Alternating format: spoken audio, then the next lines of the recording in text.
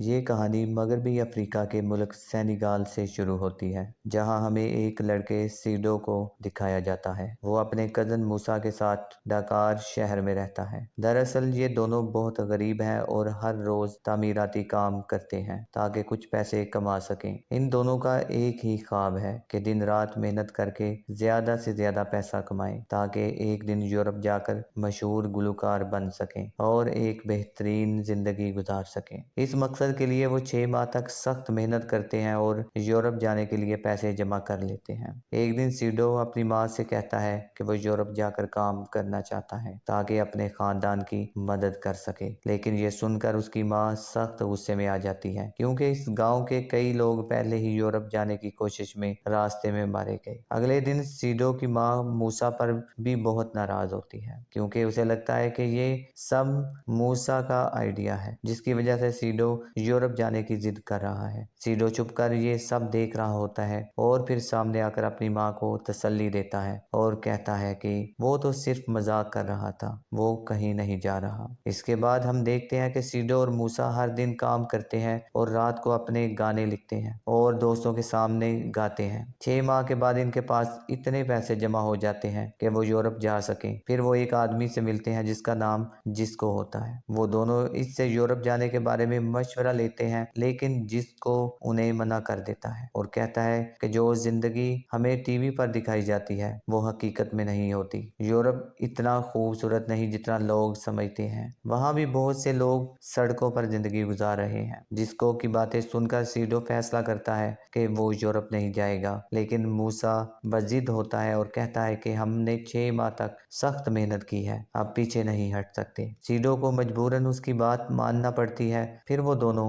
एक शमन यानी रूहानी पेशवा के पास जाते हैं, जो एक किस्म का पंडित होता है, और उससे मशवरा लेते हैं। शमन उनसे ये कहता है कि हाँ, तुम बिल्कुल यूरोप जा सकते हो। ये सुनते ही वो दोनों बहुत खुश हो जाते हैं। अगले दिन सीडो अपनी माँ को बताए बगैर मूसा के साथ यूरोप के लिए निकल जाता है। रास्ते में वो अपने गाने गा रहे होते हैं जो उन्होंने खुद लिखे हैं। जब वो माली नामी जगह पर पहुंचते हैं तो एक आदमी से 100 डॉलर देकर अपने जाली पासपोर्ट बनवा लेते हैं। वो आदमी उन्हें हिदायत देता है कि अगर कोई पासपोर्ट दिखाने को कहे तो बस खामोशी से पासपोर्ट दिखा देना और कुछ ना कहना। अब तुम दोनों माली के शहरी बन चुके हो, तुम्हारा मगरबी अफ्रीका से कोई ताल्लुक नहीं रहा। वो उनके पासपोर्ट पर उनके नाम भी बदल देता है। मूसा का नाम मेलबे और सीडो का नाम सेल्फ रख देता है। जब ये माली की सरहद पर पहुंचते हैं और नाइजर में दाखिल होते हैं तो वहाँ के गार्ड्स उनका पासपोर्ट चेक करते हैं और उनसे सवालात पूछते हैं। मूसा जरूरत से ज्यादा बोलने लगता है, जिसकी वजह से गार्ड को शुबा हो जाता है कि वो झूठ बोल रहा है। गार्ड उन्हें धमकी देता है कि अगर फौरन 50 डॉलर ना दिए तो वो उन्हें जेल में डाल देगा। जैसे तैसे करके वो दोनों गार्ड की गिरफ्त से निकलकर नाइजर पहुंच जाते हैं। नाइजर में उन्हें यूवी नामी एक शख्स मिलता है जो उन्हें एक गाड़ी फराहम करता है, जिसकी मदद से वो नाइजर से निकलकर इटली पहुंच सकते हैं। ये सुनकर सीडो और मूसा बहुत खुश हो जाते हैं, लेकिन इसके लिए उन्हें 1200 डॉलर देने पड़ेंगे। वो इस पेशकश को कबूल कर लेते हैं, जिसके बाद यूवी उन्हें अपने शेल्टर में ले जाता है और कहता है कि मैं कुछ और मुसाफिरों को भी इकट्ठा करके लाता हूँ, तब तक तुम यहाँ इंतजार करो। रात को गेनली नामी एक शख्स उन्हें खबरदार करता है कि जिस सहरा में वो जा रहे हैं वो बहुत खतरनाक है। रास्ते में कई माफिया ग्रोह उन्हें लूटने की कोशिश करेंगे और अपनी रकम बचाने के लिए उन्हें अपने पैसे एक प्लास्टिक में डालकर निगलने होंगे ताकि लीबिया की माफिया उन्हें तलाश न कर सके। ये सुनकर सीडो और मूसा हंसने लगते हैं क्योंकि उन्हें ये बात संजीदा नहीं लगती, लेकिन बाकी सब लोग बहुत संजीदा होते हैं क्योंकि वो जानते हैं कि ये माफिया बेहद बेरहम है और किसी को भी बख्शने वाले नहीं। अगली सुबह सब के सब सफर के लिए तैयार हो जाते हैं। वो पूरा दिन सफर करते हैं और उन्हें नाइजीरिया की सरहद पर छोड़ दिया जाता है। अगली सुबह वो दोबारा अपना सफर जारी रखते हैं। जब वो काफी दूर तक सहारा के रेगिस्तान में पहुंच जाते हैं तो जिस गाड़ी में सीडो बैठा होता है वो दूसरी गाड़ियों से अलग रास्ते पर चलने लगती है। रास्ता इंतहाई नाहमवार और खतरनाक होता है, जिसकी वजह से गाड़ी बड़ी मुश्किल से चल रही होती है। इसी दौरान एक शख्स गाड़ी से नीचे गिर जाता है, लेकिन कोई भी उसके लिए नहीं रुकता और सफर जारी रखते हैं। ये देखकर सीडो खौफजदा हो जाता है और घबराहट में गाड़ी को जोर से पकड़ लेता है क्योंकि वो जानता है कि अगर वो भी गिर गया तो कोई उसके लिए रुकने वाला नहीं। जब वो रेगिस्तान के बिल्कुल दरमियान में पहुंचते हैं तो ड्राइवर उन्हें गाड़ी से उतार देता है और कहता है कि अब आगे का सफर उन्हें पैदल तय करना होगा। ये सुनकर सबके चेहरों पर मायूसी छा जाती जाती है, लेकिन अब उनके पास कोई और रास्ता भी तो नहीं होता। मजबूरी में वो सब अपना सफर पैदल जारी रखते हैं। रास्ते में चलते हुए सीडो देखता है कि चारों तरफ बेशुमार लाशें बिखरी हुई हैं। ये वो लोग थे जो कभी उन्हीं की तरह यूरोप में जाने से का कर दिया ख्वाब करें। लेकर अब इन्हें निकले थे, सफर करते हुए मगर 2 दिन वो गुजर लोग जाते कभी हैं अपनी और एक मंजिल तक न पहुंच सके। सफर करते हुए 2 दिन गुजर जाते हैं। इस दौरान एक औरत को चलने में बहुत ज्यादा दुश्वारी होने लगती है। वो सही से कदम नहीं उठा पा रही होती और आखिरकार वो जमीन पर गिर जाती है, लेकिन किसी को उसके गिरने की कोई परवाह नहीं होती। सब आगे बढ़ते रहते हैं, मगर सीडो से ये सब देखा नहीं जाता। वो रुककर उस बूढ़ी औरत को अपना बचा हुआ पानी पिलाता है। ये देखकर मूसा को शदीद गुस्सा आ जाता है, क्योंकि उसे लगता है कि वो इस औरत की वजह से बहुत पीछे रह जाएंगे, और अगर वो ग्रुप से पीछे रह गए तो इस बेरहम रेगिस्तान में खो जाएंगे, जहाँ उन्हें मरने से कोई नहीं बचा सकता। सीडो की मदद के बावजूद वो बूढ़ी औरत वहीं दम तोड़ जाती है। ये मंजर देखकर सीडो का दिल टूट जाता है, लेकिन अब कुछ नहीं हो सकता। वो फौरी तौर पर अपने ग्रुप की तरफ भागता है ताकि उनसे बिछड़ न जाए। रात होने लगती है और इसी वक्त लीबियाई माफिया उन सब को घेर लेते हैं। वो सब के पैसे छीन लेते हैं। जिनके पास कुछ नहीं होता उन्हें एक मशरूब पिलाया जाता है, क्योंकि माफिया को मालूम होता है कि लोग अपने पैसे कैसे छुपाते हैं। जल्द ही माफिया इन पैसों का पता लगा लेते हैं जो कुछ मुसाफिरों ने अपने पेट में छुपा रखे होते हैं। माफिया इन लोगों को अलग कर देते हैं जिनके पास कोई रकम नहीं होती, और बदकिस्मती से मूसा और सीडो भी एक दूसरे से बिछड़ जाते हैं। ये देखकर सीडो शदीद मायूस हो जाता है। अगली सुबह सीडो और बाकी बच जाने वाले लोग समझते हैं कि शायद माफिया ने उन्हें छोड़ दिया है, मगर जैसे ही वो आगे बढ़ते हैं माफिया दोबारा उन्हें पकड़ लेते हैं और उन्हें एक जेल में ले जाते हैं, जहाँ वो गुलामों की तरह बेचे जाने वाले होते हैं। जेल में नूनान नाम का एक आदमी उनसे कहता है, हम ना पुलिस वाले हैं और ना ही फौजी, हम माफिया के आदमी हैं। अगर तुम्हें यहाँ जिंदा रहना है तो वो सब करना होगा जो माफिया तुमसे कहेगा, और अगर तुमने इनका हुक्म ना माना तो तुम सब मार दिए जाओगे। ये सब बातें बताने के बाद नूनान इन सबको एक तारीक कमरे में ले जाता है, जहाँ उन्हें बेदर्दी से तशद्दुद का निशाना बनाया जाता है। नूनान इनसे कहता है, सब लोग अपनी फैमिलीज के नंबर दो ताकि हम तुम्हारे बदले तावान मांग सकें। जो लोग अपने घर वालों के नंबर दे देते हैं नूनान उन्हें छोड़ देता है, मगर जो लोग नंबर देने से इनकार करते हैं उन पर बदतरीन तशद्दुद किया जाता है। उनमें से सीडो भी शामिल होता है। कुछ देर बाद सीडो की हालत बहुत खराब हो चुकी होती है। उसके चेहरे पर जख्मों के निशानात होते हैं, जिस्म निढाल होता है। जेल में ही एक कैदी मार्टिन उसे पानी पिलाता है ताकि वो कुछ देर के लिए सुकून महसूस कर सके। चंद दिन बाद एक माफिया का आदमी जेल में आता है और कैदियों से कहता है, मुझे एक बड़े यानी कारपेंटर की जरूरत है, जो ये काम जानता हो वो मेरे साथ चले। साथ ही वो ये भी कहता है कि जो लोग तामीराती काम यानी बिल्डर्स होते हैं यानी तामीराती काम जानते हैं वो भी आगे आए। दरअसल माफिया इन कैदियों से काम लेना चाहते हैं। ये सुनकर मार्टिन फौरन अपना हाथ उठा लेता है और सीडो से भी कहता है कि वो भी हाथ उठाए, वरना वो जहाँ मर जाएगा। सीडो मार्टिन की बात मान लेता है और वो भी हाथ उठा लेता है और वो दोनों मुंतखब हो जाते हैं। जब वो बाहर आते हैं तो यानोम नाम का एक आदमी सीडो को $500 में खरीद लेता है, लेकिन मार्टिन उससे कहता है कि वो अकेला काम नहीं कर सकता, उसे एक मददगार चाहिए। माफिया का आदमी उसकी बात मान लेता है और वो दोनों एक साथ काम करने के लिए भेज दिए जाते हैं। जब वो अपनी मंजिल पर पहुंचते हैं तो उन्हें बताया जाता है कि उन्हें एक बड़े अफसर के घर की 4 दीवारी तामीर करनी है। उसके बाद उन्हें पेट भरकर खाना खाने के लिए दिया जाता है, क्योंकि जेल में उन्हें मुश्किल से कुछ खाने को मिलता था। सीडो को बिल्डिंग का काम नहीं आता, मगर मार्टिन उसे आहिस्ता आहिस्ता सब कुछ सिखाने लगता है। शाम को जब काम खत्म होता है तो मार्टिन सीडो से कहता है, क्या तुम्हारे वालिदैन को मालूम था कि तुम यूरोप जाने के लिए निकले हो? सीडो अफसरदा लहजे में कहता है, मेरे वालिद तो बचपन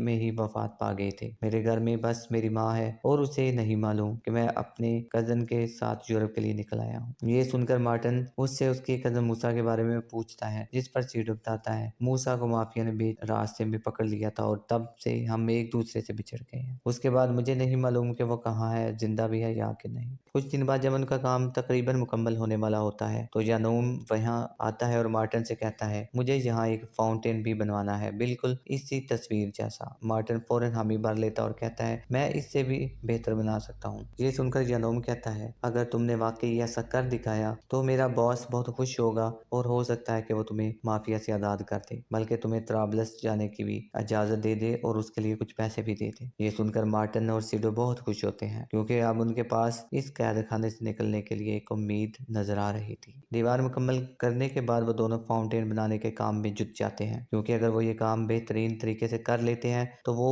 यहाँ से बचकर निकल सकते हैं। कुछ ही दिनों में मार्टिन और सीडो फाउंटेन मुकम्मल कर लेते हैं। जब यानोम का बॉस वहाँ आता है तो वो फाउंटेन देखकर बहुत मुतासिर होता है। उसके साथ उसकी बीवी भी होती है, जिसे ये फाउंटेन बहुत पसंद आता है। बॉस उनके काम से इतना खुश होता है कि वो उन्हें माफिया के कब्जे से आज़ाद कर देता है और साथ ही त्राबलस जाने की इजाज़त भी दे देता है और उसके लिए उन्हें पैसे भी देता है। ये सुनकर दोनों की खुशी की इंतहा नहीं रहती। अब उन्हें यकीन नहीं आ रहा होता कि वो अब आज़ाद हैं। त्राबलस पहुंचते ही सीडो फौरन मूसा को तलाश करने लगता है, लेकिन काफ़ी कोशिशों के बावजूद भी मूसा का कोई सुराग नहीं मिलता। यहाँ मार्टिन सीडो से कहता है, तुम मेरे साथ चल सकते हो, हम दोनों मिलकर यूरोप जा सकते हैं। मगर सीडो अपने कज़न को पीछे नहीं छोड़ सकता। वो कहता है, जब मैं मूसा को ढूंढ लूंगा तो मैं खुद तुम्हारे पास आ जाऊंगा। मार्टिन इसकी बात मान लेता है और कहता है कि जब मूसा मिल जाए तो इटली चले आना, मैं वहाँ तुम्हारा इंतजार करूंगा। अलग होने से पहले सीडो मार्टिन का शुक्रिया अदा करता है। उसके बाद वो दोनों अपनी अपनी राह पर निकल पड़ते हैं। सीडो एक बार फिर मूसा को तलाश करने में जुट जाता है, मगर बेहद कोशिशों के बावजूद भी वो उसे कहीं नहीं ढूंढ पाता। अब वो मूसा को ढूंढने के साथ साथ मजदूरी भी करने लगता है। एक दिन जब वो काम कर रहा होता है तो उसका एक दोस्त आकर उसे बताता है, अभी अभी नाइजर से कुछ मजदूर आए हैं, हो सकता है कि जिसे तुम ढूंढ रहे हो वो भी उनके साथ शामिल हो। ये सुनकर सीडो नाइजर से आने वाले मजदूरों की तरफ तेजी से भागता है। जब वो वहां पहुंचता तो बिलाखिर उसे मूसा नजर आ जाता है। सीडो फौरन मूसा के गले लग जाता है और खुशी के मारे रोने लगता है। मूसा भी उसे मजबूती से थाम लेता है और कहता है, हमें यहाँ से फौरन निकलना हो। लेकिन मूसा ये सुनकर सर हिला देता है और कहता है, मैं नहीं जा सकता। सीडो हैरान होकर पूछता है, क्यों, आखिर मसला क्या है? तब मूसा उसे बताता है कि जब वो फरार होने की कोशिश कर रहा था तो माफिया ने उसके पाँव में गोली मार दी थी, जिसकी वजह से अब वो चल नहीं सकता। ये सुनकर सीडो का दिल डूब जाता है। मूसा अफसरदा लहजे में कहता है, अब हमें वापस घर जाना चाहिए, हमारी किस्मत में यही लिखा है। लेकिन सीडो साफ इनकार कर देता है। वो पुरअज़्म लहजे में कहता है, हम मंजिल के बहुत करीब हैं, अब हम वापस नहीं जा सकते। मैं तुम्हारा इलाज करवाऊंगा और फिर हम यूरोप के लिए निकलेंगे। सीडो के इत्मीनान को देखकर मूसा के चेहरे पर उम्मीद की किरण नजर आती है। आखिरकार वो सीडो की बात मान लेता है। सीडो मूसा को अपने दोस्त लुई के पास ले जाता है, जो कि एक मुकामी डॉक्टर है। लुई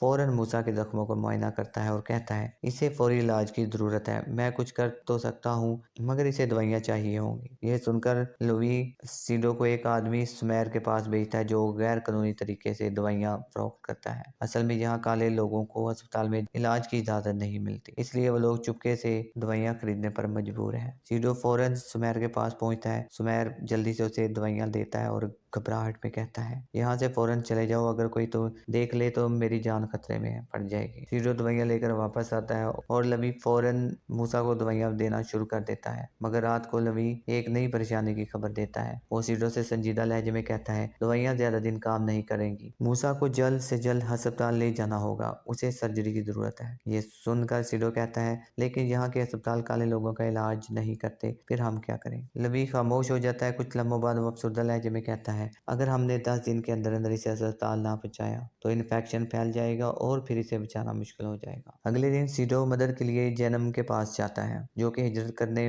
वाले ग्रोह का एक अहम आदमी था। सीडो अपने तमाम पैसे जो उसने इटली जाने के लिए जमा किए थे जैनम को दे देता है, लेकिन जैनम पैसे गिनता और कहता है, ये पैसे बहुत कम है, उनसे तो एक आदमी को भी नहीं लेके जाया जा सकता। ये सुनकर सीडो का दिल डूब जाता है। उसके चेहरे पर मायूसी देखकर जैनम सोच में पड़ जाता है। कुछ लम्हों बाद वो सीडो को एक और रास्ता बताता है, अगर तुम चाहो तो एक और तरीका है, तुम बहरी जहाज के कप्तान बनकर खुद जहाज चला सकते हो। ये सुनकर लोगों को देखकर वो हैरान रह जाता है। अच्छा, सीडो ने जैनम की बात तो मान ली, मगर असल मसला ये था कि उसे बहरी जहाज चलाना आता ही नहीं था। जब वो घर पहुंचा तो मूसा को भी बताया, हम इटली जा रहे हैं। ये सुनकर मूसा हैरानी से पूछता है, मगर तुम्हारे पास इतने पैसे कहाँ से आए? सीडो आहिस्ता आवाज में कहता है, मैं शिप का कैप्टन बनकर जा रहा हूँ। अगले दिन जैनम सीडो को जहाज चलाने की तरबियत देता है। वो एक कंपस सीडो को देता है और कहता है, कुछ भी हो जाए इस कंपस को हमेशा जीरो पर रखना, अगर तुमने यही किया तो सीधा इटली पहुंच जाओगे। उसके बाद वो एक फोन देते हुए कहता है, अगर रास्ते में कोई मसला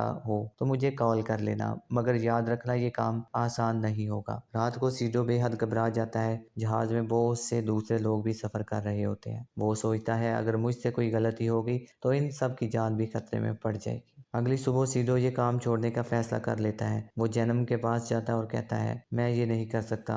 अगर मुझसे कोई गलती हुई तो इतने लोगों की मौत की जिम्मेदारी मैं नहीं ले सकता। ये सुनकर जेनम का चेहरा गुस्से से लाल हो जाता है। वो चीखते हुए कहता है, तुम्हें अब भागने का कोई हक नहीं। या तो जहाज चलाकर जाओ या फिर दफा हो जाओ। फिर वो सीडो को शिप से बाहर निकाल देता है। सीडो के पास अब और कोई रास्ता नहीं बचता। चाहे या ना चाहे उसे कैप्टन बनना पड़ेगा। आखिरकार वो जहाज में अपनी जगह संभाल लेता है। कुछ देर बाद समंदर में आगे बढ़ने के बाद उन्हें कुछ रोशनी नजर आती है। सीडो और मूसा खुशी से चीख उठते हैं, हम इटली पहुंच गए। मगर जैसे ही वो करीब जाते हैं तो इन पर हकीकत खुलती है। ये रोशनी इटली का साहिल नहीं बल्कि एक ऑयल रिफाइनरी की थी। सीडो की उम्मीद एक लम्हे में टूटकर बिखर जाती है। अगले दिन जहाज में एक और बहरान पैदा हो जाता है। सीडो को पता चलता है कि जहाज पर एक हामला खातून मौजूद है जो शरीर खून बहने की वजह से खतरे में है। सीडो फौरन करीब तरीन बहरी फौजी अड्डे पर कॉल करता है। फोन एक ऑफिसर उठाती है। सीडो जल्दी से कहता है कि हम इटली जा रहे थे मगर रास्ते में एक बहुत बड़ी इमरजेंसी आ गई है। हमारे जहाज पर एक खातून की तबीयत बहुत खराब है। बराए मेहरबानी फौरन हमारी मदद करें। ऑफिसर संजीदा लहजे में जवाब देती है, हम जितना जल्द हो सके तुम्हारी मदद करेंगे। ये सुनकर सीडो को थोड़ी तसल्ली होती है मगर जब रात होती है कोई मदद के लिए नहीं आता। सीडो मायूसी में हिम्मत हारने लगता है। आखिरकार वो फैसला करता है कि अब वो खुद जाकर